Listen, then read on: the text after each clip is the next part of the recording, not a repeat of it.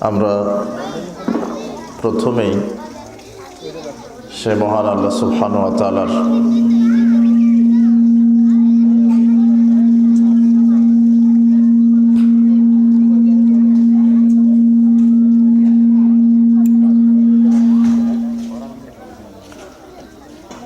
শুকরিয়া আদায় করছি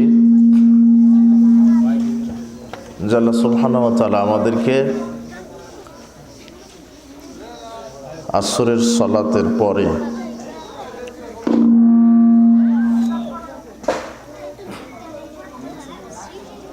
এই গুরুত্বপূর্ণ ইসলামী হালাকায় আমাদেরকে বসার তৌফিক দিয়েছেন। কোরআন এবং সহিহ সুন্নাহ থেকে আলোচনা করার এবং শ্রবণ করার তৌফিক দিয়েছেন। সেই মহান আল্লাহ সুবহানাহু ওয়া তাআলার আমরা শুকরিয়া আদায় করছি। আমরা সকলেই বলছি আলহামদুলিল্লাহ। লাখো কোটি দরুদ ও সালাম বর্ষিত হোক মানবতার মুক্তির দূত সৈয়দুল মুরসালিন নবিকুল শিরোমণি নবী সম্রাট জনাবে মুহাম্মদ রাসূলুল্লাহ সাল্লাল্লাহু আলাইহি ওয়াসাল্লামের প্রতি। আমরা আজকে এই ইফতারের অনুষ্ঠানে, ইফতার মাহফিলে যে বিষয়টি নিয়ে আলোচনা করব তা হচ্ছে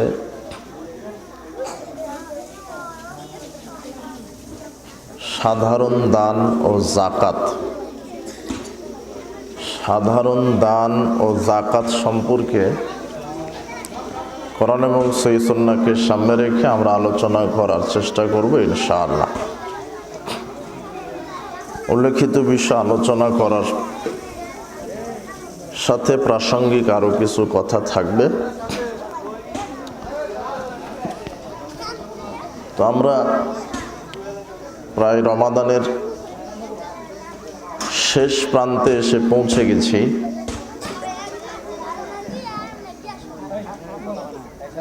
আল্লাহ সুবহানাহু ওয়া তাআলার নিকটে আমরা দোয়া করি যে মহান আল্লাহ সুবহানাহু ওয়া তাআলা আমাদেরকে রমাদানে সুস্থ রেখে আমাদেরকে সিয়াম পালন করার তৌফিক দিয়েছেন, রমাদানের বিশেষ আমলগুলি করার তৌফিক দিয়েছেন এবং আগামীতে যে শেষ দশক আছে এই শেষ 10টি দিন যেন আল্লাহ সুবহানাহু ওয়া তাআলা আমাদেরকে বেশি বেশি ইবাদতের মাধ্যমে জিকির আজগার তাসবিহ তাহলিল তওবা ইস্তেগফারের মাধ্যমে আল্লাহ যেন আমাদের পাপগুলিকে ক্ষমা করে দেন। আল্লাহ কবুল করুন, আমিন। এটা আমরা আল্লাহর কাছে দোয়া করি। রাসূল সাল্লাল্লাহু আলাইহি ওয়াসাল্লাম বলছেন, যে ব্যক্তি রমাদান মাস পাওয়ার পরেও নিজের পাপকে ক্ষমা করিয়ে নিতে পারল না, আল্লাহ তাকে ধ্বংস করুন। তখন রাসূল সাল্লাল্লাহু আলাইহি ওয়াসাল্লাম ওই ব্যক্তির ব্যাপারে বদদোয়া করেছেন। কোন ব্যক্তির ব্যাপারে? যে ব্যক্তি রমাদান মাস পেয়েছে অথচ নিজের পাপকে ক্ষমা করিয়ে নিতে পারেনি। তাহলে রমাজান এমন একটি মাস যেই মাসে আল্লাহর কাছে তওবা করলে, ক্ষমা চাইলে আল্লাহ পাপ ক্ষমা করে দিয়ে থাকেন। রমাদানের বিশেষ আমল সিয়াম তো ফরজ, সিয়াম রাখতেই হবে। এরপরে বেশি বেশি তাসবিহ তাহলিল জিকির তওবা ইস্তেগফার। রমাদানের বিশেষ আমল কোরআন মাজিদ তেলাওয়াত করা। রমাদানের বিশেষ আমল দান করা। আয়েশা রাদিয়াল্লাহু আনহা বলছেন, যখন রমাদান মাস আসতো তো রাসূল সাল্লাল্লাহু আলাইহি ওয়াসাল্লামের দানের হাত বাতাসের গতির মতো প্রশস্ত হয়ে যেত। তার মানে তিনি বেশি বেশি দান করতেন। রাসূল সাল্লাল্লাহু আলাইহি ওয়াসাল্লাম রমাদান মাসকে বরকতপূর্ণ মাস বলেছেন। মানে এই মাসে আপনি যা কিছু করবেন তাতে আল্লাহ সুবহানাহু ওয়া তাআলা বারাকা দান করবেন। আপনার জীবিকায়, আপনার রুজিতে, আপনার কর্মে, আপনার এই ইবাদতে সব ক্ষেত্রে আল্লাহ সুবহানাহু ওয়া তাআলা বারাকা দান করবেন, এটা আল্লাহ রসুল সাল্লাল্লাহু আলাইহি সাল্লাম বলেছেন। তাহলে রমাদান মাসকে আমরা কিভাবে মূল্যায়ন করেছি বা আমাদেরকে করতে হবে, এ বিষয়টা আমাদের জানা দরকার, সেভাবে মূল্যায়ন করা দরকার।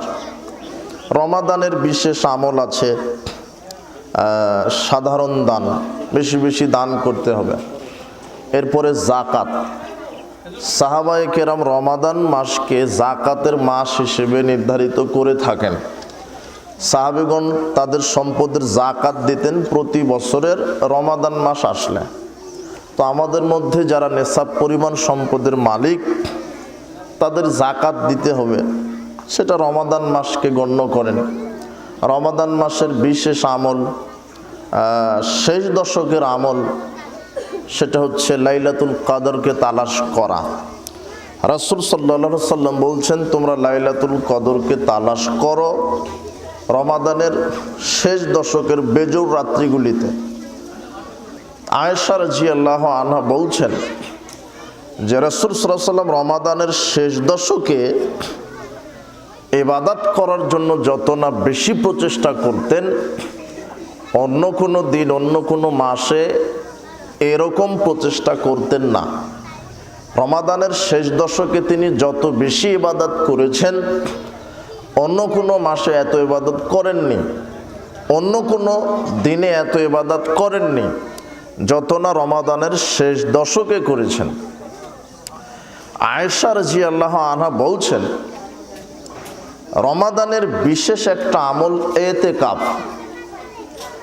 এতেকাফের মাধ্যমে আল্লাহকে বেশি বেশি ডাকা যায়, আল্লাহর ইবাদত করা যায়।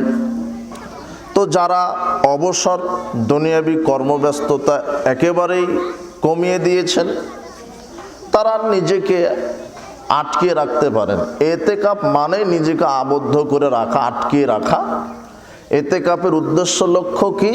যাতে করে বেশি বেশি আল্লাহকে ডাকা যায়, আল্লাহর ইবাদত করা যায়, বেশি বেশি তাসবিহ তাহলিল জিকির আজগার কোরআন মাজিদ তেলাওয়াত করা যায়। বেশি বেশি ইবাদত করার মাধ্যম হচ্ছে এতেকাফ, যেটা রমাদানের শেষ 10 দিন করতে হয়। আয়েশা রাদিয়াল্লাহু আনহা বলছেন, কানা রাসূলুল্লাহ সাল্লাল্লাহু আলাইহি ওয়াসাল্লাম ইয়াতাকিফুল আশরাল আওয়াখির মিন রমাদান। রাসূল সাল্লাল্লাহু আলাইহি ওয়াসাল্লাম প্রত্যেক রমাদানের শেষ 10 দিন ইতিকাফে বসতেন। তো ইতিকাফে বসলে লাইলাতুল কদর সহজে পাওয়া যায়, বেজোড় 5টি রাত্রি তালাশ করা যায়।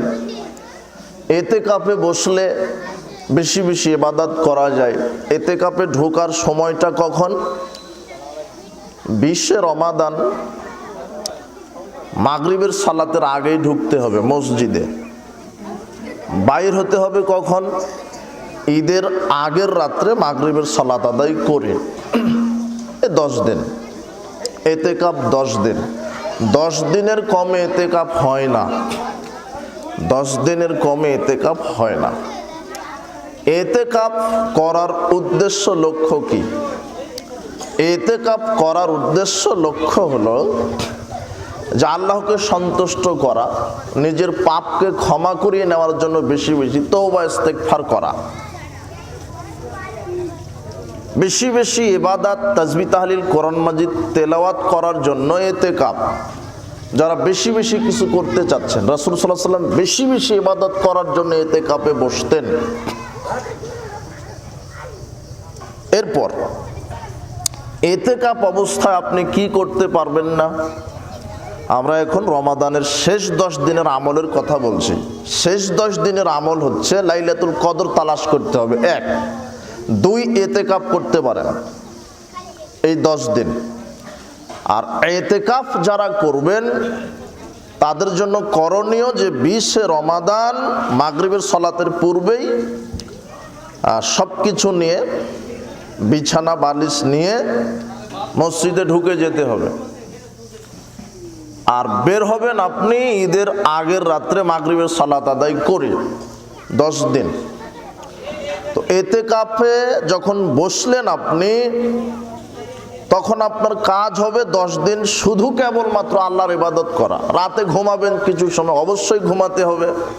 তো বেশি বেশি ইবাদত, বেশি বেশি জিকির, বেশি বেশি তাসবিহ তাহলিল, বেশি বেশি তওবা ইস্তেগফার, বেশি বেশি কোরআন মাজিদ তেলাওয়াত, বেশি বেশি নফল সালাত, বেশি বেশি ইবাদত করার মাধ্যম আর আল্লাহর কাছ থেকে নিজের পাপকে কিভাবে ক্ষমা করে নিতে হবে এই প্রচেষ্টা করতে হবে। ইতিকাফ অবস্থায় রাতে 2টায় উঠে আল্লাহর কাছে ডাকেন, 3টায় উঠে ডাকেন, আল্লাহ পাপ ক্ষমা করো।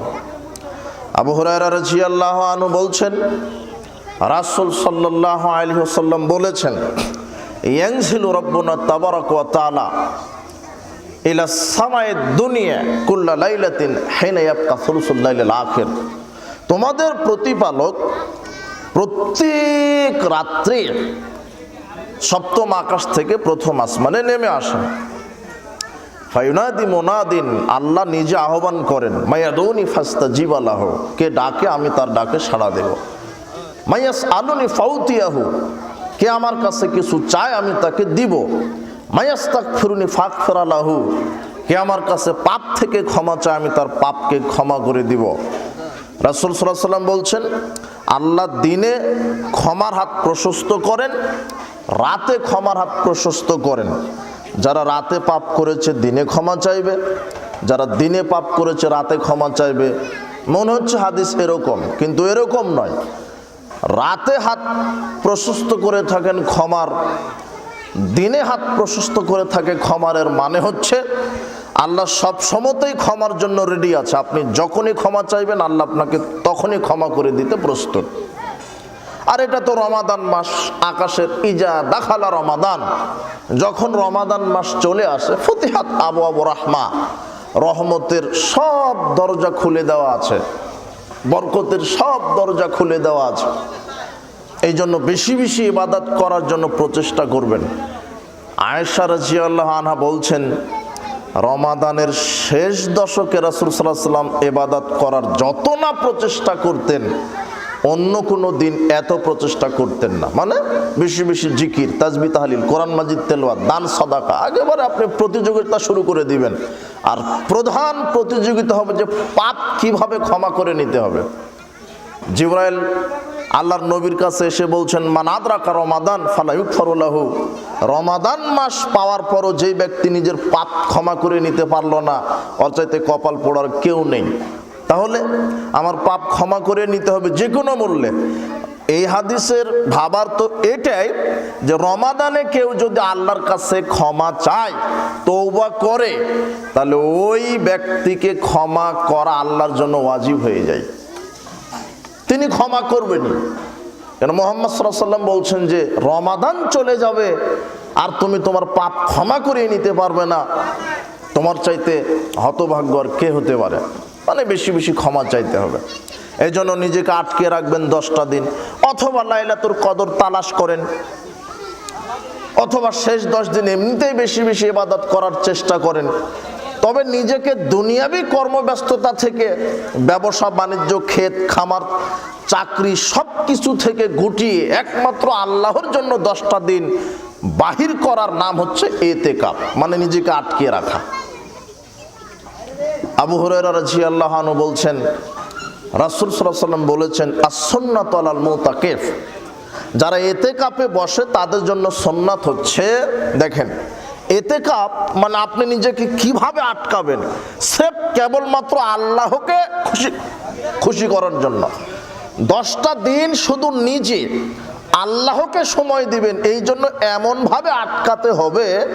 আল্লাহর নবী বলছেন, যারা ইতিকাফে বসেছে 10টা দিন মসজিদে নিজেকে আটকিয়ে নিয়েছে, তাদের জন্য সুন্নাত হচ্ছে আল্লাহ ইয়াউদা মারিদান, প্রতিবেশী বা কেউ নিজের আত্মীয় যদি অসুস্থ হয়ে যায় তাহলে তাকে দেখতে যাওয়া যাবে না। যারা ইতিকাফে বসেছে তাদের জন্য এটা সুন্নাত। কোনো অসুস্থ ব্যক্তিকে দেখতে যেতে পারবে না, ও যেই হোক, মানে নিজেকে আটকে রেখেছেন, মানে আপনি একমাত্র আল্লাহর জন্য নিজেকে ওয়াকফ করে দিয়েছেন। কয়দিন? 10 দিন। বলে সাদা জানাজাতান, কেউ যদি মারা যায় তাহলে জানাজায় যাওয়া যাবে না। তো অবাক, অথচ ওটাও তো নেকির কাজ। কিন্তু মুহাম্মদ সাল্লাল্লাহু আলাইহি ওয়াসাল্লাম বলছেন ওটা পরে, তুমি নিজেকে 10 দিন আটকে রেখেছো একমাত্র কার ইবাদত করার জন্য? আল্লাহ।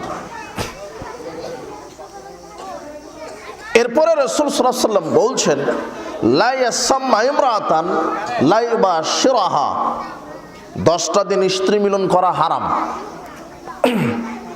স্ত্রী সহবাস করা হারাম, করলে ইতিকাফ কেটে যাবে। এরপরে চতুর্থ সুন্নাত হচ্ছে লা ইয়াখরুজা লিহাজাতিন, জরুরি প্রয়োজন শরঈ প্রয়োজন ছাড়া বের হওয়া যাবে না। শরঈ প্রয়োজন মানে পেশাব পায়খানা, পেশাব পায়খানা ছাড়া, গোসল পেশাব পায়খানা ছাড়া মসজিদ থেকে বের হওয়া যাবে না। দুনিয়াবি কোনো কাজে বের হওয়া যাবে না, ব্যবসা বাণিজ্য ক্ষেত কৃষি এর জন্য বের হওয়া যাবে না, হাট বাজারের জন্য বের হওয়া যাবে না। কি অবস্থায়? ইতিকাফ অবস্থায়। এরপরে কি? লা ইতিকাফ ইল্লা বিসাওমিন, সিয়াম ছাড়া ইতিকাফ হয় না। যারা সিয়াম থাকে না তাদের জন্য ইতিকাফ নেই।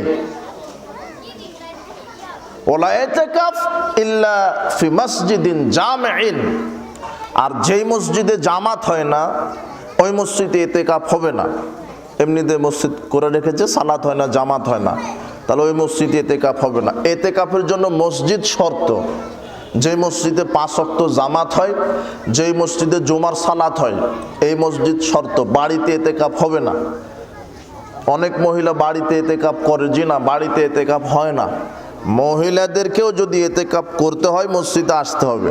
যদি মসজিদে ফিতনার আশঙ্কা না থাকে, পর্দার বিধান থাকে, ব্যবস্থা থাকে, মহিলারাও মসজিদে এসে ইতিকাফ করতে পারে আলাদা পরিবেশে। তবে মহিলাদের জন্য ইতিকাফের শর্ত হচ্ছে স্বামীর অনুমতি।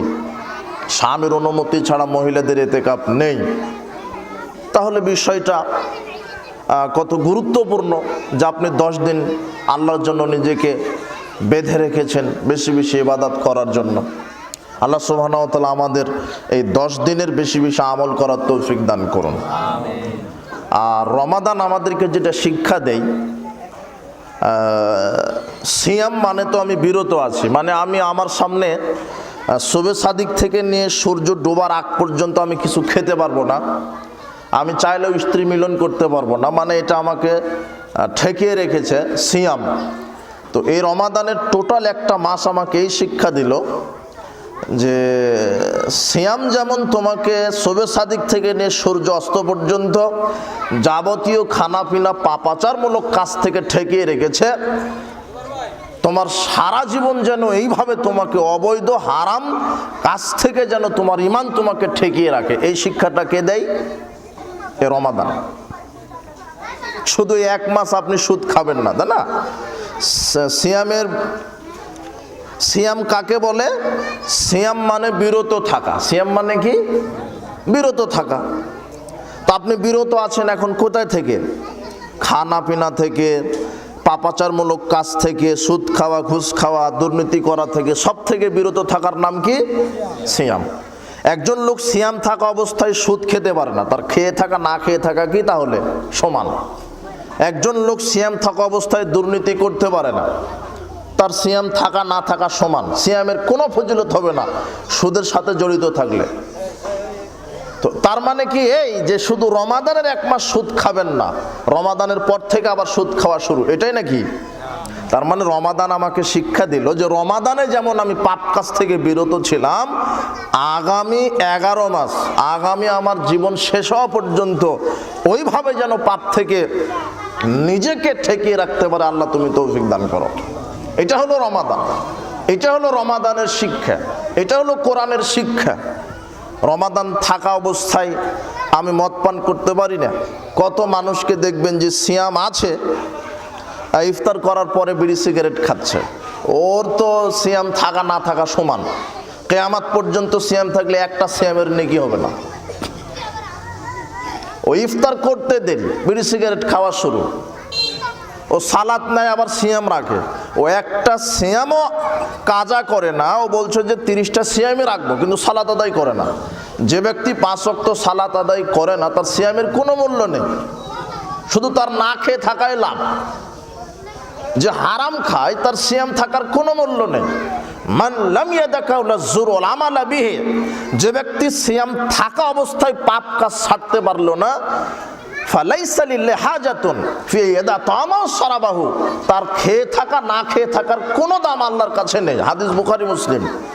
রাসূল সাল্লাল্লাহু আলাইহি ওয়াসাল্লাম এই কথাই বললেন, যে ব্যক্তি সিয়াম থাকা অবস্থায় পাপ করছে, পাপ কি সুদ খাওয়া, পাপ কি ঘুষ খাওয়া, পাপ কি জেনা করা, পাপ কি ল্যাংটামি করা, পাপ কি মদ পান করা, পাপ কি হিংসা বিদ্বেষ করা, যে ব্যক্তি সিয়াম অবস্থায় এগুলি পাপের সাথে কাবিরা গুনার সাথে জড়িত, তার খেয়ে থাকা না খেয়ে থাকা সমান। আর আপনি ইফতার করে সিগারেট খাচ্ছেন, অবাক কথা, মাথায় টুপি মুখে দাড়ি, তাহাজ্জুদও পড়ে, জর্দা খায়, অবাক কথা হলো, ওর ভিতরে ইমানই ঢুকেনি। আল্লাহর নবী বলছেন যে ব্যক্তি মদ পান করে তার ভিতরে ইমানই ঢুকেনি, ইমান থাকা বহুদূরের কথা। ইন্নাল আবদা ইযা আযনাবা যামবান, আল্লাহর নবী বলছেন যখন কোনো মানুষ পাপ করে তখন তার ভিতরের ইমানটা বের হয়ে মাথার উপরে ছাতার মতো ঘুরতে থাকে। যখন পাপ কাজটা ছেড়ে দেয়, তওবা করে, তওবা করার সাথে সাথে মাথার উপরের ইমানটা সঙ্গে সঙ্গে অন্তরে ঢুকে যায়। হাদিস বুঝতে পারলেন না মনে হয়? যখন কোনো ব্যক্তি মদ পান করলো বা জেনা করলো বা চুরি করলো, দুর্নীতি করলো, সাথে সাথে ইমানটা কল থেকে বের হয়ে কোথায় যায়? মাথার উপরে ছাতার মতো ছায়া হিসাবে ঘুরতে থাকে। যখনই লোকটা তওবা করে ফিরে এসেছে, বলছে যে আল্লাহর মদ পান করবো না, আর জেনা করব না, আর চুরি করব না, আর দুর্নীতি করব না, আর ঘুষ খাবো না, এই তওবা করে ফিরে এসেছে, আর খায় না, তখন তার ইমানটা কোথায় ঢুকে গেল? অন্তরে, কলবে ঢুকে গেল। তো যে মদ পান করছে ওর ভিতরে ইমান আছে? হাদিস মুসলিম, লা ইয়াজনি জানি হিনা ইয়াজনি ওয়া মুমিন, ইমান নিয়ে জেনা করতে পারে না। লা ইয়াশরাবুল খামরা হিনা ইয়াশরাবু ওয়া মুমিন, ইমান নিয়ে বিড়ি সিগারেট জর্দাগুল খেতে পারে না। লা ইয়াসরিকু সারিকু হিনা ইয়াসরিকু ওয়া মুমিন, ইমান নিয়ে চুরি করতে পারে না, ইমান নিয়ে দুর্নীতি করতে পারে না। যে দুর্নীতি করছে, যে চুরি করছে, যে মদ পান করছে, তার কলবের ভিতরে কি নাই? ইমান নাই। তাহলে এখনই সুযোগ, আল্লাহ রেডি আছেন পাপ ক্ষমা করবেন বলে। তওবা করেন, বেশি বেশি তওবা করেন। ইয়া আইয়ুহান নাস তুবু ইলাল্লাহ, আল্লাহর নবী বলছেন মানুষ সকল আল্লাহর নিকটে তওবা করো। ফা ইন্নী আতুবু ইলাইহি ফিল ইয়াউমি আকসারা মিন মাররা, আমি মুহাম্মদ সাল্লাল্লাহু আলাইহি ওয়াসাল্লাম আল্লাহর নিকটে দৈনিক 100 বারও বেশি তওবা করি। মুহাম্মদ সাল্লাল্লাহু আলাইহি ওয়াসাল্লাম 100 বার যদি তওবা করেন তো আপনার কতবার? 100 বার, 70 বার, 700 বার নয়, আপনি যত খুশি তত করেন। পাপ ক্ষমা করে নিতে হবে, এটা রমাদানের শিক্ষা। পাপ থেকে বেঁচে থাকতে হবে, এটা রমাদানের শিক্ষা। সিনেমা, নাটক, গান বাজনা, বেহায়াপনা, এগুলি থেকে বেঁচে থাকতে হবে, এটা রমাদানের শিক্ষা। দুর্নীতি, চুরি, জুয়াচুরি, সুদ, ঘুষ, চাঁদাবাজি, সন্ত্রাসী, লুটতরাজি থেকে বেঁচে থাকতে হবে, এটা রমাদানের শিক্ষা। হারাম থেকে ফিরে থাকতে হবে, এটা হলো রমাদানের শিক্ষা। আর যদি সামর্থ্য থাকে, এখনো 10 দিন আছে, ওমরা করে আসেন। রমাদানের আরেকটা আমল ওমরা করা। রাসূল সাল্লাল্লাহু আলাইহি ওয়াসাল্লাম বলছেন যে ব্যক্তি রমাদানে ওমরা করলো, সে যেন আমি মুহাম্মদ সাল্লাল্লাহু আলাইহি ওয়াসাল্লামের সাথে হজ আদায় করলো। মানে সামর্থ্য থাকলে করতে পারেন। তো রমাদানের বিশেষ আমলগুলির মধ্যে ছিল সিয়াম, তো ফরজ, এটা আদায় করতে হবে। এরপরে ইফতার, এরপরে সাহারি, এরপরে তাসবিহ তাহলিল, জিকির আজগার, তওবা ইস্তেগফার, সাধারণ দান, কোরআন মাজিদ তেলাওয়াত, উমরা করা, ইতিকাফ করা, এগুলি স্পেশাল আমল রমাদানের। রমাদানে ইবাদত করলাম, আল্লাহ তুমি কবুল করো। আগামী রমাদানের যে 10 দিন আছে, এই 10 দিন তুমি আমাদেরকে বেশি বেশি আমল করার, আর সেই আমল এবং তওবা তুমি কবুল করো, আল্লাহ তুমি কবুল করো, এটা দোয়া রাখি। এরপরে আমরা চলে যাই সংক্ষেপে জাকাত। জাকাত দিতে হবে যাদের নেশাব পরিমাণ সম্পদ আছে। জাকাত সম্পর্কে বলতে গিয়ে আমরা আগে এই কথা সংক্ষেপে বলি যে জাকাতের গুরুত্ব। কোরআন মাজিদে আল্লাহ সুবহানাহু ওয়া তাআলা প্রায় জায়গাতেই অর্থনৈতিক আলোচনা করেছেন। কোরআন মাজিদের প্রথম পৃষ্ঠা খুললেই দেখতে পাবেন অর্থনীতির কথা। ও বলছে যে তোমরা গায়েবের প্রতি ঈমান আনো, সালাত কায়েম করো, আর আমি যা দিয়েছি তা থেকে খরচ করো। এটা কোরআন উল্টালেই প্রথমেই না, এটা উল্টালেই দেখবেন এগুলো আয়াত চোখে আছে। আর এরপরে যেখানে দেখবেন আকিমুস সালাহ, তার সাথে সাথে কি আছে? ওয়াতুজ যাকাত। যেখানে আকিমুস সালাহ ওয়াতুজ যাকাত, সালাত আদায় করো, যাকাত প্রদান করো। তার মানে আল্লাহ সুবহানাহু ওয়া তাআলা অর্থনৈতিক দিকটা খুব শক্তভাবে তুলে ধরেছেন। মানুষ যাতে না খেয়ে থাকে, মানুষ যাতে না খেয়ে কি থাকে না, মানুষ যেন ক্ষুধার্ত অবস্থায় থাকে না। মানুষ যখন অভাবে থাকে, ক্ষুধায় থাকে, তখন তার ইবাদত বন্দেগীও ভালো লাগে না। লোকটা যখন রুকুতে গেছে তো সুবহান রাব্বিয়াল আজিম বলতে হবে, ওই সময়তে তার স্মরণ হয়েছে যে আমার স্ত্রীর চিকিৎসার জন্য আমার কাছে টাকা নেই। কথা বুঝেননি মনে হয়? সে এত দরিদ্র, হত দরিদ্র, ওর স্ত্রী অসুস্থ, চিকিৎসা হচ্ছে না টাকার অভাবে। তার ছেলের পরনে নতুন পোশাক নেই, কাপড় নেই, ছিঁড়া কাপড়, পেটে ক্ষুধা। সে যখন নিজে সালাতে দাঁড়িয়েছে, পেটে ক্ষুধা, সন্ধ্যার সময়তে ছেলে মেয়ে পরিবারকে নিয়ে কি খাবে সেটা তার পরিবারের সঞ্চিত নেই। তখন রুকুতে গিয়ে তার এগুলি মনে হবে, নাকি হবে না? সেজদায় গিয়ে সুবহান রাব্বিয়াল আলা বলতে চাচ্ছে, কিন্তু মনে হচ্ছে যে আমার পেটে খাবার নাই। এই জন্য আল্লাহ বলছেন যে এগুলো যেন চিন্তা না হয়, তাই বলছে আকিমুস সালাহ ওয়াতুজ যাকাত। পেটে যেন আগে খাবার থাকে, পরনে যেন পোশাক থাকে, তারপরে ইবাদত। কত মানুষ না খেয়ে কাতরাচ্ছে, চিকিৎসার অভাবে কাতরাচ্ছে। এই জন্য আল্লাহ অর্থনীতির অবস্থা আগে দেখেছেন। পৃথিবীর সব নবী রাসূলের উপরে যাকাতকে ফরজ করে দিয়েছিলেন, শুধু আপনার আমার নবীর উপরে না। আল্লাহ সুবহানাহু ওয়া তাআলা বলছেন ওয়াজআলনাহুম আইম্মাতান, পৃথিবীর যত নবী রাসূল আছে সবাইকে আমি নেতা হিসেবে প্রেরণ করেছি। কি হিসেবে? নেতা। নবীরা কি নেতা? নবীরা হলেন নেতা। নবীদেরকে নেতা বানিয়েছেন কেন? সাধারণ মানুষের কথা কেউ শুনে না। কার কথা শোনে? নেতার কথা শোনে। এই জন্য তারা নেতা। নেতা যেটা বলবে সেটা শুনতে হবে। ইয়াহদুনা বিআমরিনা, আল্লাহ বলছেন যে আমার নির্দেশে তারা সঠিক পথ মানুষদেরকে দেখাতো। ওয়াহাইনা ইলাইহিম ফি'লাল খায়রাত, আর আমি আল্লাহ তাদেরকে ওহী করেছিলাম যে তোমরা জনকল্যাণমূলক কাজ করো। নেতারা জনকল্যাণমূলক কাজ করে, স্কুল কলেজ বিশ্ববিদ্যালয়, রাস্তাঘাট, এরপরে কি শিক্ষাঙ্গন, মসজিদ মাদ্রাসা, এগুলি কে তৈরি করে দেয়? নেতারা দিবে। এটা আল্লাহ বলছেন যে নেতারা, আমি নবীদেরকে নেতা বানিয়েছি এবং তাদেরকে বলেছি মানুষকে সঠিক পথ দেখাও আর জনকল্যাণমূলক কাজ করো। ওয়াইকামিস সালাহ, সালাত কায়েম করো। ওয়াইতাইজ যাকাত, আর যাকাত প্রদান করো। সব নবীকে আল্লাহ ঘোষণা দিয়েছেন সালাত কায়েম করো, যাকাত প্রদান করো। সালাত কায়েম করো, যাকাত প্রদান করো। সব নবীকে আল্লাহ সুবহানাহু ওয়া তাআলা এই ঘোষণা দিয়েছেন। পৃথিবীর নবী রাসূলগণ প্রত্যেকেই তোমরা সালাত আদায় করো, যাকাত প্রদান করো। ধনীদের কাছ থেকে নাও, গরিবদের মাঝে বিলিয়ে দাও। ইসলামে যাকাতের বিধান অপরিসীম। আব্দুল্লাহ ইবনে ওমর রাদিয়াল্লাহু আনহু বলছেন, রাসূল সাল্লাল্লাহু আলাইহি ওয়াসাল্লাম বলেছেন, বুনিয়াল ইসলাম আল খামসিন, ইসলামের ভিত হচ্ছে 5টি। শাহাদাতিয়ান লা ইলাহা ইল্লাল্লাহ ওয়া আন্না মুহাম্মাদ রাসূলুল্লাহ, তার একটা ভিত হচ্ছে এই সাক্ষ্য দেওয়া আল্লাহ ছাড়া প্রকৃত কোনো মাবুদ নেই, মুহাম্মদ সাল্লাল্লাহু আলাইহি ওয়াসাল্লাম আল্লাহর প্রেরিত রাসূল।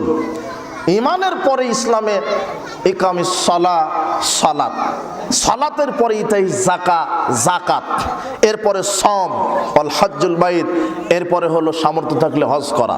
কয়টা খুঁটি ইসলামের? 5টি। প্রথমেই হলো কি? ঈমান। ঈমানের পরেই সালাত, সালাতের পরেই যাকাত, সালাতের পরেই যাকাত। আব্দুল্লাহ ইবনে আব্বাস রাদিয়াল্লাহু আনহু বলছেন, রাসূল সাল্লাল্লাহু আলাইহি ওয়াসাল্লাম যখন মুয়াজ বিন জাবালকে পাঠালেন ইয়ামানে, রাসূল সাল্লাল্লাহু আলাইহি ওয়াসাল্লাম মুয়াজ বিন জাবালকে বললেন, মুয়াজ, ইন্নাকা লা তাকদামু আলা কওমিন মিন আহলিল কিতাব, তুমি ইহুদি খ্রিস্টানদের নিকটে যাচ্ছ। ফালিয়াকুন আউওয়ালা মা তাদউহুম ইলা আই ওয়াহিদুল্লাহ তাআলা, প্রথমেই তুমি তাদেরকে ঈমানের দাওয়াত দিবে। কিসের দাওয়াত? তাওহীদের দাওয়াত।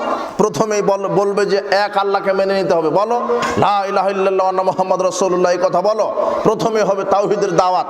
ফাইজা আরাফু যালিক, যদি তারা ঈমান আনে, আন্নাল্লাহ কাদ ফারাজা আলাইহিম খামসু সালাওয়াত, তখন তুমি তাদেরকে বলবে যে আল্লাহ তোমাদের উপর এখন 5 ওয়াক্ত সালাত ফরজ করেছেন। তার মানে ঈমানের পরে ইসলামে কোনটা? সালাত। ঈমানের পরে ইসলামে কি? সালাত।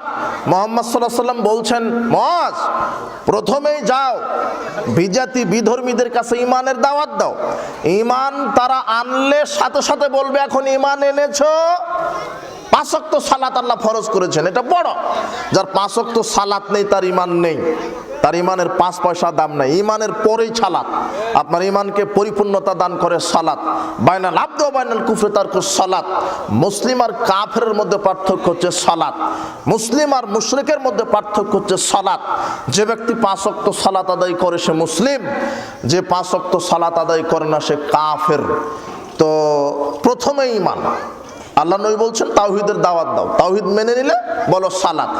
ফাইদা আরাফু যালিক ফাইজা সাল্লাও, এবারে যদি তারা সালাত আদায় করে, ফাখবিরুহুম, এইবার তৃতীয় তাদেরকে বলো আন্নাল্লাহ ফারাজা আলাইহিম যাকাতান ফি আমওয়ালিহিম, তৃতীয়ত তুমি তাদেরকে বলো যে তোমাদের উপরে আল্লাহ এখন যাকাত ফরজ করেছেন, এখন যাকাত দিতে হবে। তুখাযু মিন গানিহিম ফাতুরাদ্দু আলা ফাকিরিহিম। যাকাত কি? আল্লাহর নবী যাকাতের সংজ্ঞা দিয়েছেন। যাকাত হচ্ছে ধনীদের কাছ থেকে নিতে হয় আর গরিবদেরকে দিতে হয়। কাকে থেকে নিতে হয়? ধনীদের কাছ থেকে নিতে হয় আর কাদের দিতে হয়? গরিবদেরকে দিতে হয়। এটা হলো যাকাত। এটা হলো ইসলামী অর্থনীতি ব্যবস্থা। দারিদ্র বিমোচনে যাকাত অপরিসীম। দারিদ্র বিমোচনে আপনার দারিদ্রতা দূর করতে যাকাতের বিকল্প নেই। রাসূল সাল্লাল্লাহু আলাইহি ওয়াসাল্লাম বলছেন ধনীদের কাছ থেকে নাও, গরিবদেরকে দাও। এটা রাষ্ট্রীয়ভাবে, রাষ্ট্র যদি না করে সামাজিক যারা সর্দার আছে, নেতা আছে, তারা কালেকশন করবে, যাকাত ধনীদের কাছ থেকে নিবে। আর যদি রাষ্ট্র ইসলামী রাষ্ট্র হয় তাহলে যাকাত রাষ্ট্রীয়ভাবে কালেকশন করবে, এটা তার দাবি, এটা তার ঈমানের দাবি। যিনি রাষ্ট্রের প্রধান আছেন তিনি সংসদে বলে দিবেন বাংলাদেশের যত ধনিক শ্রেণীর মানুষ আছে যাদের নেশাব পরিমাণ সম্পদ, আগামী এত তারিখের মধ্যে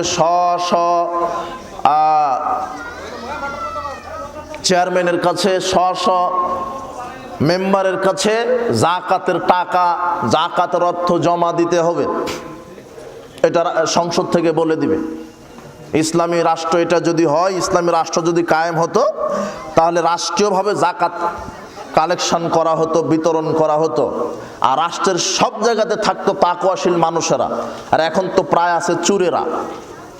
রাষ্ট্রের সব জায়গাতে এখন প্রায় আছে দুর্নীতিবাজ, প্রায় আছে ঋণ খেলাফি, প্রায় আছে সুদখোর, ঘুষখোর। ইসলামী অর্থনীতি ব্যবস্থায় আল্লাহ বলছেন যাকাত তোমরা দাও, দারিদ্র বিমোচন হবে। যাকাত হচ্ছে কি? যাকাত হচ্ছে ধনীদের কাছ থেকে নেওয়া, গরিবদেরকে দেওয়া। কিন্তু সে বর্তমান বাংলাদেশে যাকাত ভিত্তিক অর্থনীতি নাই, আছে কি ভিত্তিক? সুদ ভিত্তিক। তাহলে যাকাতের সংজ্ঞা তো শুনলেন, মুহাম্মদ সাল্লাল্লাহু আলাইহি ওয়াসাল্লাম বলছেন। এবারে সুদের সংজ্ঞা শুনেন। সুদ হচ্ছে গরিবদের কাছ থেকে নাও, ধনীদেরকে দাও। এটা কি কথা বুঝেন নেব না কথা? হ্যাঁ, বুঝতে পেরেছেন? সুদ কি? সুদ হচ্ছে গরিবদের কাছ থেকে নিতে হয় আর দিতে হয় কাদেরকে? বড় লোকদেরকে। এটা হলো সুদ। আর যাকাত হচ্ছে ধনীদের কাছ থেকে নিতে হয়, দিতে হয় কাদেরকে? তাহলে কোনটা ভালো? যাকাত ভিত্তিক অর্থনীতি ভালো। সুদ হলো অভিশাপ, যে সুদের সাথে আছে সে আজ হোক আর কাল হোক ধ্বংস হবেই। আর বাংলাদেশে বিবেকবান লোক আছে বলে এটা আমাদের মনে হয় না। কি করে? একজন আপনার এই এলাকার লোক, গরিব মানুষ, চিন্তা করছে যে একটা দোকান দিব আর একটা গরু কিনবো, টাকা কোথায় পাবো? ওর হালাল হারাম পরে, জীবন বাঁচা নিয়ে কথা। ও বলছে যে একটা গরু কিনবো আর একটা পানের দোকান দিব, সংসার চালাতে হবে। 1 লক্ষ টাকা ঋণ নিয়েছে ব্যাংক থেকে, একটা গরু কিনবো আর একটা দোকান দিবে। তো 1 লক্ষ টাকা ঋণ নিয়েছে ব্যাংক থেকে। তো গরু কেনার পরের দিন এই গরু মারা গেল। কি হয়ে গেল? যেতে পারে না। এখন ব্যাংক কি তার ওই ঋণ মাফ করবে? ওর ঘরের টিনের চাল হলেও বিক্রি করে কি করবে, নেবে। কিন্তু মাফ করে কাদের? ওই যে সুরদের, যাদের লাইসেন্স প্রাপ্ত, যারা দুর্নীতিবাজ, যাদের ঋণ খেলাপি আছে। এক একজন নেতা নেত্রী আছে না, কোটি টাকা, শত কোটি, হাজার কোটি টাকা ব্যাংক থেকে পাচার করে এরা, পরে এদেরকে বলে যারা ঋণ খেলাপি। ওদের মাপ, ওদের কোটি কোটি টাকা মাপ, আর এই লোকের 1 লক্ষ টাকা মাপ নাই। এগুলো হলো বাংলাদেশ। সব চুপচাপটা, সব অজ্ঞতা দিয়ে ভরে আছে। আর এই ঋণ খেলাপি এরা হলো এখন আপনার নেতা, যাদের কোটি কোটি টাকা ঋণ আছে, ব্যাংক ডাকাতি করেছে, এরা হলো এখন আপনার নেতা। তো এরা এখন কি জনগণের খেদমত করবে না টাকা চুরি করবে? আরো এরা নিজেরাই তো ঋণগ্রস্ত, ওরা আরো টাকা চুরি করবে, ব্যাংকের টাকাগুলি পাচার করে ওই লন্ডনে এখন বাড়ি বানাবে এরা। এক একজন যে ঋণ খেলাপি, আপনি এদেরকেই তো নেতা নির্বাচন করলেন। অবাক কথা। এটা হলো সুদের অভিশাপ। ইয়া আইয়ুহাল্লাযীনা আমানু, হে বিশ্বাসীগণ, লা তাকুলুর রিবা, তোমরা সুদ খায়ো না। ওয়াত্তাকুল্লাহ, আল্লাহকে ভয় করো। লাআল্লাকুম তুফলিহুন, যাতে করে সফল হতে পারো। আল্লাহ বলছেন সফল হতে গেলে সুদ খাওয়া যাবে না। কি খাওয়া যাবে না? সুদ। তো যেই দেশে অর্থনীতি সুদি অর্থনীতি, সেই দেশ কখনো সফল হবে না, এটা আল্লাহর কথা। হবে না। সুদি অর্থনীতি বাদ দিতে হবে, যাকাত ভিত্তিক অর্থনীতি চালু করতে হবে। আর এটা রাষ্ট্রীয়ভাবে হতে হবে। যেহেতু রাষ্ট্রীয়ভাবে হতে হবে, সেহেতু রাষ্ট্রীয় দায়িত্বশীল কেউ হতে হবে, তাকওয়া পরহেজগার। চোর চাপ্টার থাকলে তোরা যাকাতের টাকাও চুরি করবে। ব্যাংকের টাকা যদি চুরি করতে পারে, যাকাতের টাকা চুরি করবে না? তাহলে এই ইউনিটের সভাপতি থেকে শুরু করে রাষ্ট্রপ্রধান পর্যন্ত তাকওয়াশীল মানুষগুলিকে যেন আল্লাহ আগামীতে কবুল করে, বা এদেরকেই যেন কবুল করে, এদেরকে দ্বারা যেন রাষ্ট্র পরিশুদ্ধ হওয়ার আল্লাহ তৌফিক দান করে। এমন যোগ্য নেতা আল্লাহ যেন তৈরি করে দেয়, তাহলে দারিদ্র বিমোচন হবে। এই জন্য জাকাত, আমাদের জাকাতের গুরুত্ব অপরিসীম। দারিদ্র বিমোচনে জাকাতের বিকল্প নেই। তাহলে এখানে জাকাতের গুরুত্ব বলা হলো, আশ্চর্য কথা। এরপরে যেসব সম্পদের জাকাত দিতে হয়, মোটামুটি মৌলিক 4টি সম্পদের জাকাত দিতে হয়। মোটামুটি মৌলিক 4টি সম্পদের জাকাত দিতে হয়। 1, ব্যবসায়িক সম্পদের জাকাত দিতে হয়। 2, ফসলের ওসর দিতে হয়। 3, গরু ছাগল উট ভেড়া দুম্বার জাকাত দিতে হয়। 4, স্বর্ণরৌপ্যের জাকাত দিতে হয়। মৌলিক 4টি সম্পদের জাকাত। এখন আমরা আলোচনা করব নিসাব। জাকাতের নিসাব কি? 7.5 ভরি স্বর্ণ অথবা 52.5 তোলা রৌপ্যের মূল্য যদি আপনার কাছে থাকে, আর সেটা যদি 1 বছর অতিবাহিত হয়, তাহলে তার জাকাত দিতে হবে। 7.5 ভরি স্বর্ণ অথবা 52.5 তোলা রৌপ্য, এটা হলো জাকাতের নিসাব। তো বর্তমান বাজার মূল্যে 7.5 ভরি স্বর্ণের দাম মনে করেন 14 থেকে 16 থেকে 18 লক্ষ টাকা। বিভিন্ন ক্যারেটের আছে, 18 ক্যারেট, 21 ক্যারেট, 22 ক্যারেট আছে না? তো আপনার 18 ক্যারেটের দাম সম্ভবত ওরকম হতে পারে 12-14 লাখ টাকা। 22 ক্যারেটের দাম বর্তমানে এখন 7.5 ভরি স্বর্ণের প্রায় 18 লক্ষ টাকা। 18 লক্ষ টাকা যদি আপনার এটা 1 বছর অতিক্রম হয়ে দেখেন, মানে 2025 সালের জানুয়ারিতে 2025 সালের রমাদান মাসে আপনার কাছে 18 লক্ষ টাকা, 2026 সালে রমাদানে দেখছেন যে আপনার কাছে 18 লক্ষ টাকা, তাহলে কত বছর অতিক্রম হলো? 1 বছর। তাহলে 1 বছর অতিক্রম হলে এর মাঝে আপনার যত খরচ হয় হোক, এর মাঝে আপনার কাছে আপনার টাকা 18 লাখ শেষ হয়ে গিয়েছিল মনে করেন, সাংসারিক ব্যবসা বাণিজ্য, এই রমাদান আপনার কাছে 18 লক্ষ টাকা আছে। আগামী রমাদান আসার আগে আপনার কাছে প্রায় 10 লক্ষ 15 লক্ষ টাকা শেষ হয়ে গেছে, আছে 3 লক্ষ। কিন্তু 1 মাসের মধ্যে আবার আপনার কাছে রমাদান আসতে আসতে 18 লক্ষ হয়ে গেছে ব্যবসা করতে বা বিভিন্ন কাজে। তাহলে এই যে 18 লক্ষ টাকার এখন এটা জাকাত বাহির করতে হবে। এর মাঝে যত খরচ হোক বা আয় হোক সেটা সমস্যা নেই, যেহেতু প্রথমে ছিল 18 লক্ষ, এই রমাদানে ছিল 18 লক্ষ, আগামী রমাদানে এসে দেখেন 18 লক্ষই আছে, 36 লক্ষ হয়ে সমস্যা নাই, যত হোক। কিন্তু আপনার কাছে 7.5 ভরি স্বর্ণের মূল্য যদি থাকে তাহলে জাকাত দিতে হবে, এটা নেশাব। 52.5 তোলা রৌপ্য বর্তমান বাজার মূল্যে 3.5 লক্ষ থেকে 4 লক্ষ টাকা। তো আপনি রৌপ্যের মূল্যে জাকাত বাহির করতে বাধ্য নন, তবে আপনার ইমানের দাবি। রৌপ্যের মূল্য ধরে জাকাত বাহির করলে ইসলামের জন্য একটু সহজ হয়, দারিদ্র বিমোচনে সহজ হয়। এই জন্য রৌপ্যের মূল্য আপনার কাছে যদি 4 লক্ষ টাকা মজুদ থাকে, 4 লক্ষ টাকার জাকাত বাহির করতে পারেন, না করলে গুনাহগার হবেন না। কিন্তু 7.5 ভরি স্বর্ণের মূল্য যদি থাকে, থাকার পরেও যদি আপনি সম্পদের জাকাত না দেন, আপনি কাবিরা গুনাহগার। 3 শ্রেণীর মানুষ জাহান্নামে যাবে, তার মধ্যে এক যারা জাকাত বাহির করে না। 3 শ্রেণীর মানুষ জাহান্নামে যাবে, আমি এটা বলবো যারা জাকাত বাহির করে না তাদের পরিণতি। আমি এখন নেশাব বলছি। স্বর্ণের নেশাব কত ভরি? 7.5 ভরি। রৌপ্যের নেশাব 52.5 ভরি, 52.5 তোলা। এই নেশাবে যদি 7.5 ভরি স্বর্ণ আপনার কাছে থাকে, তার জাকাত দিতে হবে। যদি 52.5 তোলা রৌপ্য আপনাকে থাকে, তাহলে তার জাকাত দিতে হবে। ব্যবহৃত স্বর্ণ রৌপ্যেরও জাকাত দিতে হবে। আপনার স্ত্রী যে স্বর্ণটা ব্যবহার করছে বা যে রৌপ্যটা ব্যবহার করছে, তারও জাকাত দিতে হবে। ছুকে যে লকারে যেটা আছে তার তো দিতে হবে। যেটা ব্যবহার করছে আপনার স্ত্রী, সেটারও কি দিতে হবে? জাকাত দিতে হবে। হিসাব করে শতকরা 2.5 টাকা। কত টাকা? 1000-এ 25 টাকা, লাখে 2.500 টাকা জাকাত দিতে হবে। ফসলের ওসর, ফসলের ওসর দিতে হয়। যেই ফসলগুলি পচনশীল তার ওসর হয় না, যেমন পটল, বেগুন, আলু, পেঁয়াজ, এগুলি পচনশীল, এগুলির ওসর হয় না। তবে এগুলি বিক্রি করে যদি জাকাত, আপনার 18 লক্ষ টাকার পেঁয়াজ বিক্রি করেছেন, তাহলে ওই টাকার কি হবে তখন? কথা বুঝেননি? আর যেটা পচনশীল নয়, ধান, গম, ভুট্টা, সরিষা, এগুলি কি পচনশীল? এগুলির ওসর বাহির করতে হয়। এখন রাসূল সাল্লাল্লাহু আলাইহি ওয়াসাল্লাম বলছেন, যেটা আকাশের বৃষ্টির পানিতে হয়েছে, নিজের টাকা খরচ হয়নি, তাহলে সেই ফসলের 10 ভাগের 1 ভাগ, 18 মণ 30 কেজিতে ফসলের নেশাব আসে। কত মণ? 18 মণ 30 কেজি। 18 মণ 30 কেজিতে ফসলের নেশাব আসে। যদি 18 মণ 30 কেজি আপনি ফসল পান, নিজের কোনো টাকা খরচ হয়নি, তাহলে কয় ভাগ করতে হবে?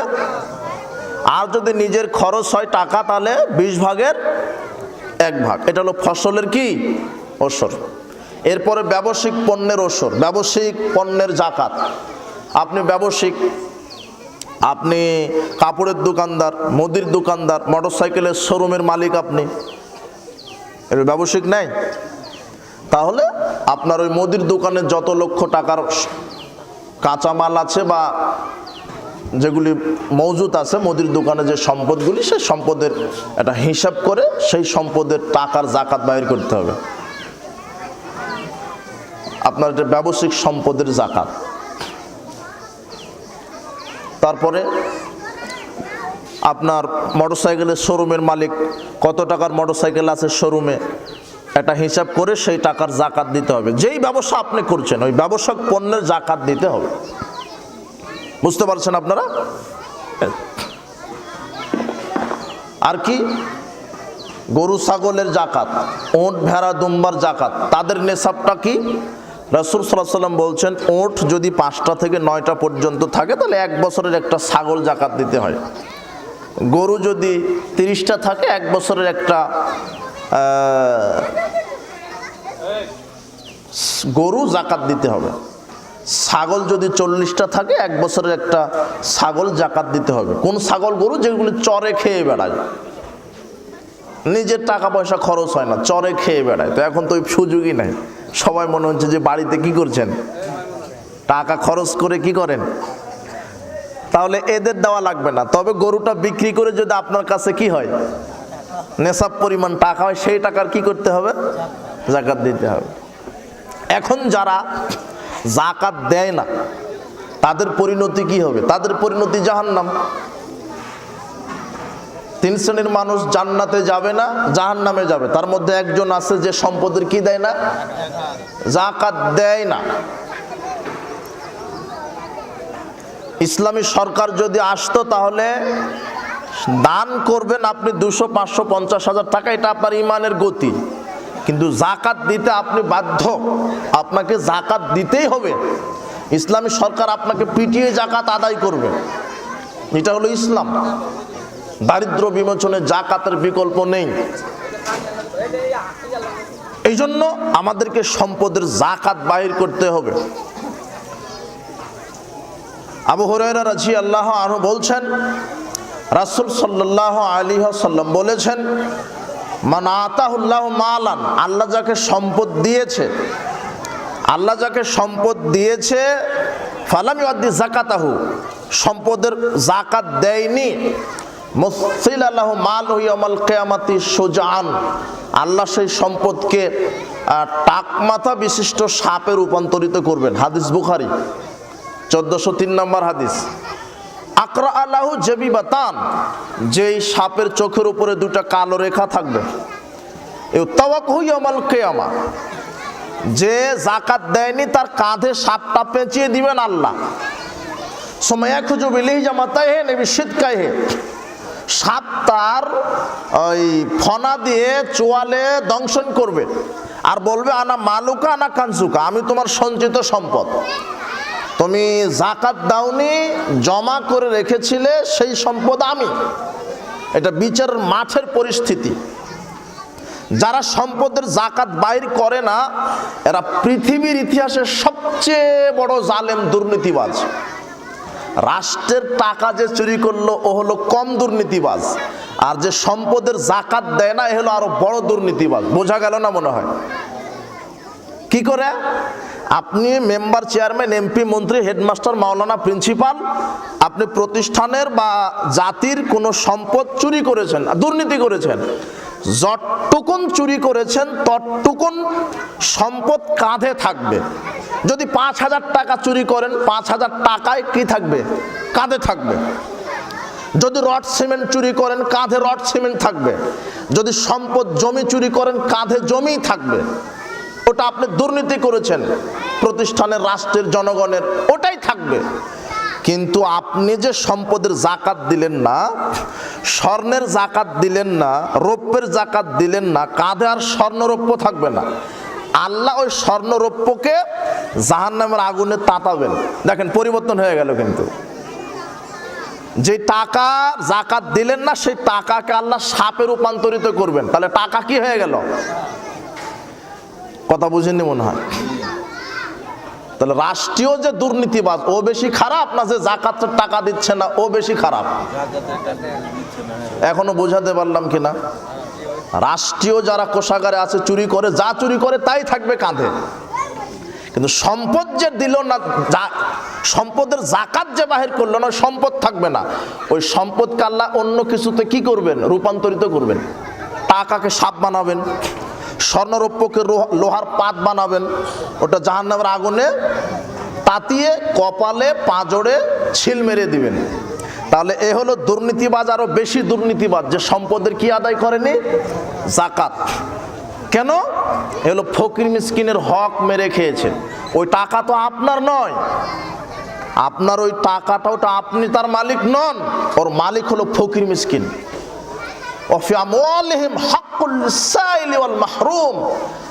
আল্লাহ বলছেন, ধনীদের সম্পদে মাহরুম, বঞ্চিত, গরিব, অসহায়, এদের হক রয়েছে। ধনীদের সম্পদে হক রয়েছে, গরিব, ফকির, মিসকিন, অসহায় এদের। কাজেই যারা তাদের সম্পদের নেশাব পরিমাণ মালিক হওয়ার পরেও যাকাত বাহির করছে না, এরা সবচেয়ে বড় জালেম। এরা এতিম, ফকির, মিসকিন, অসহায়ের হক মেরে খেয়েছে, এরা বড় দুর্নীতিবাজ। আল্লাহ এদেরকে হেদায়েত দান করুন। কত ধনিক শ্রেণীর মানুষ আছে সম্পদের যাকাত দিচ্ছে না, বুঝেই না, যাকাতের হিসাবই বুঝে না, ওসর আদায় করতে হবে বুঝেই না, এই জ্ঞানটাই তার নাই। এরা যে কত বড় পাপী!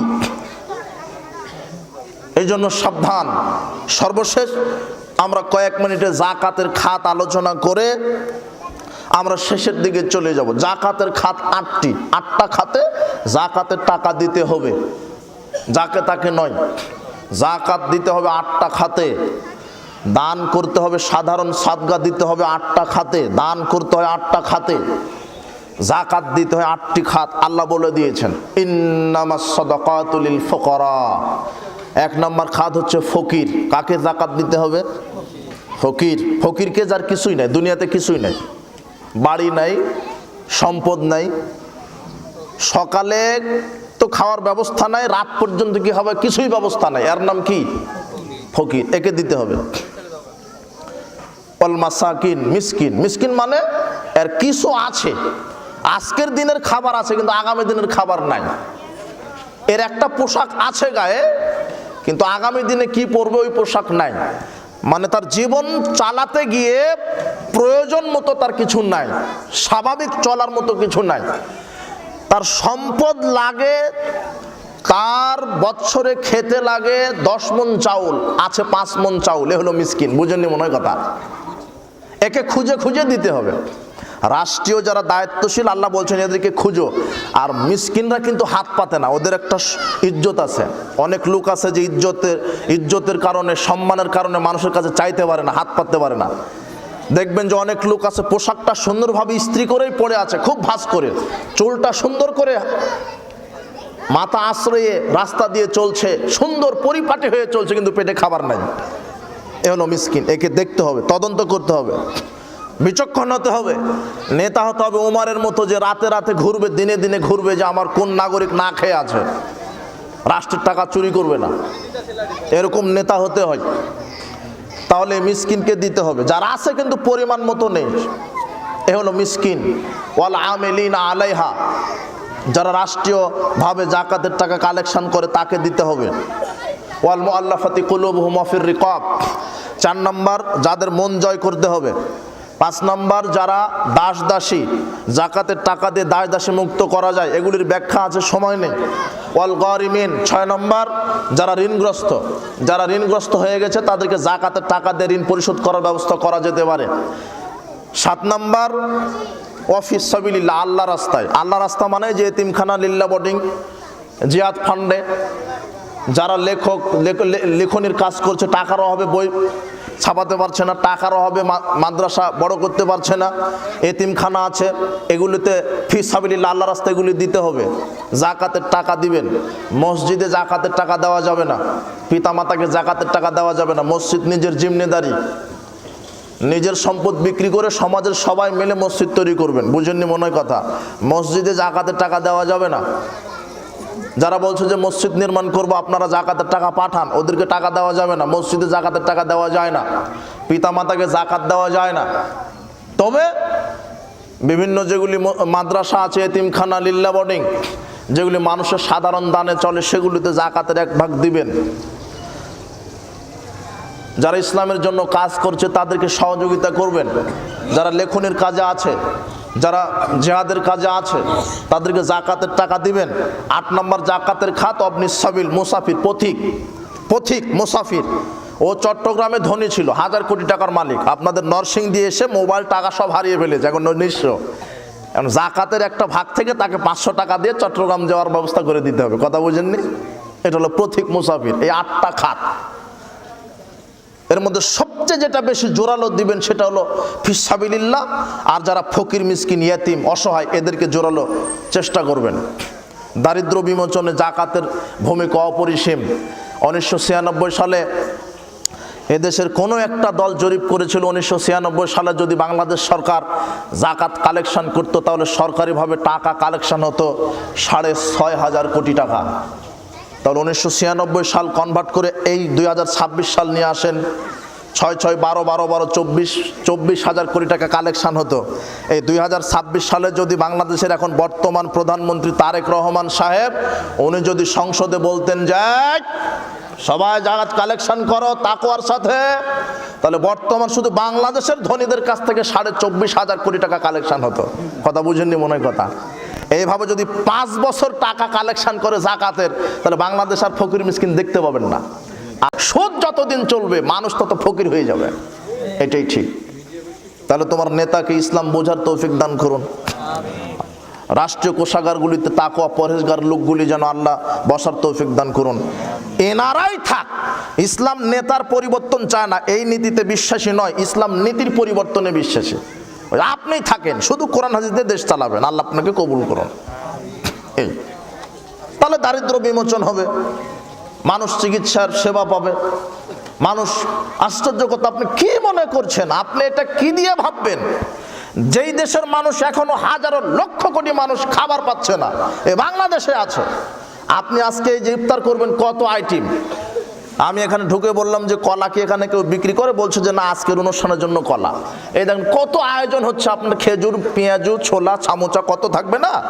হ্যাঁ, আপনার ওই তরমুজ, আপনার শরবত, লেবু শরবত, কত আইটেম।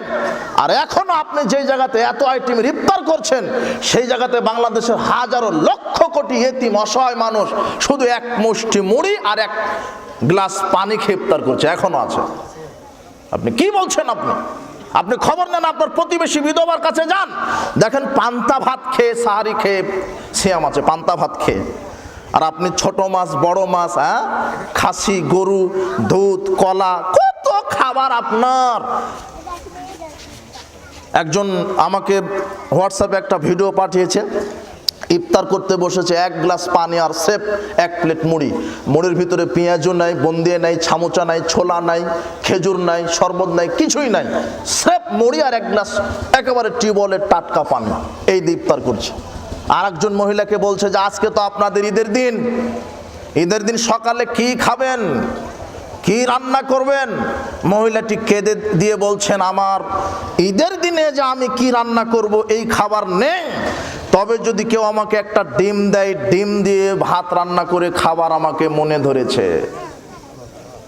যেই দেশে একটা বিধবা লোক, একটা বিধবা নারী ডিম দিয়ে ভাত খাওয়ার জন্য কান্নাকাটি করছে, যেই দেশের একজন ইফতার করছে যে শুধু এক গ্লাস পানি দিয়ে আর এক প্লেট মুড়ি দিয়ে, সেই দেশের এক শ্রেণীর নিমুখ হারাম নেতারা জনগণের রাষ্ট্রীয় কোষাগার থেকে হাজার কোটি টাকা চুরি করে বিদেশে পাচার করছে। আর